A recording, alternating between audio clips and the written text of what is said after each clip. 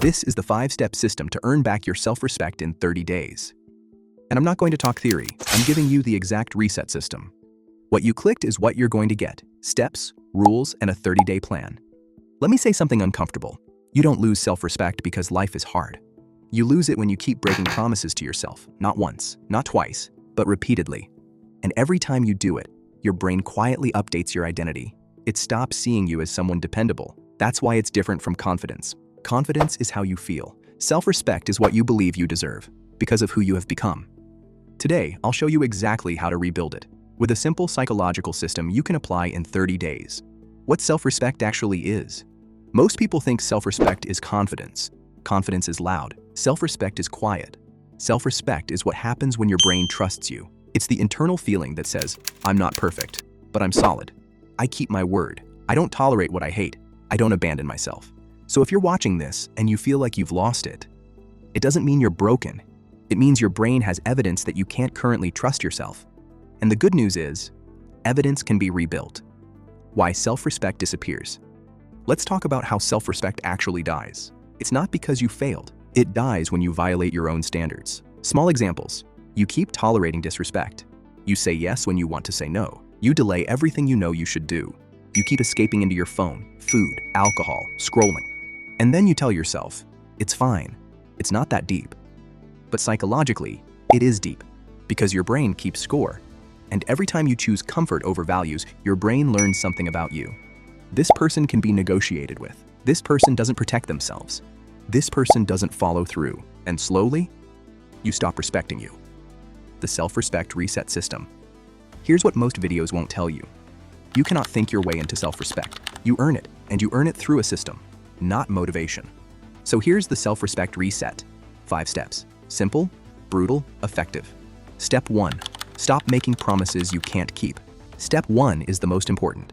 Stop promising things you don't keep, because every broken promise tells your brain, I can't trust you. So here's the rule.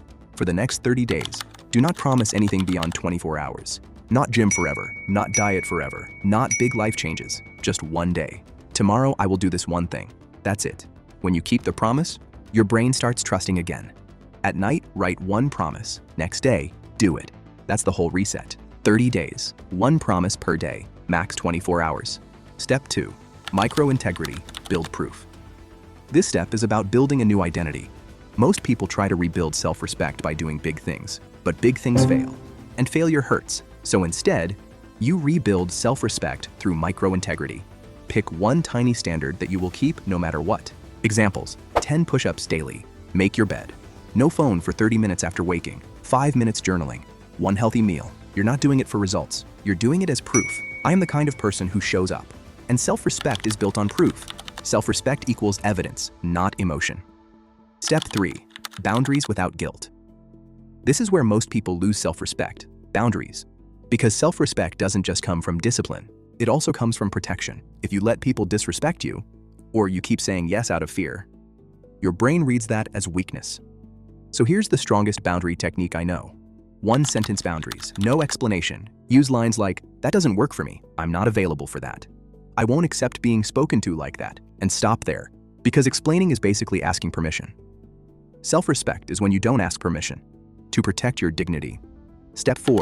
Break the shame loop. This step is for the person who keeps saying, I'm lazy, I'm weak, I'm disgusting. That voice destroys self-respect faster than anything else, because shame doesn't improve behavior. Shame repeats behavior. So here's the technique. Name the pattern, don't become the identity. Don't say, I am a failure. Say, I'm in a failure pattern right now. Don't say I'm weak. Say, I'm in a weak loop. This matters because your brain obeys identity. If you call yourself trash, you'll act like trash. But if you call it a pattern, you can exit. Step 5. The 3 proofs rule. This is the most practical step. Every day, your brain needs proof that you are changing. So here's the rule. Every night, write 3 proofs that you respected yourself today. Not achievements, proofs. Example, I didn't check my phone for 30 minutes. I said no once. I finished the one task I avoided. I walked even though I was tired. I didn't beg for someone's approval. And if you can't find 3 proofs, then tomorrow becomes your chance to create them. This is how self-respect comes back, quietly, but permanently. Closing plus 30-day plan. So here's the full 30-day plan. 1 promise per day, 1 micro standard, 1 boundary when needed, no shame identity, 3 proofs every night. You don't need confidence right now. You need self-respect. And self-respect doesn't come from motivation. It comes from becoming someone your brain can trust again. Because the truth is, your self-respect isn't gone. It's waiting for proof. If this helped you, comment, reset, and I'll make part 2, how to rebuild self-respect after a breakup, after addiction, or after being disrespected for years.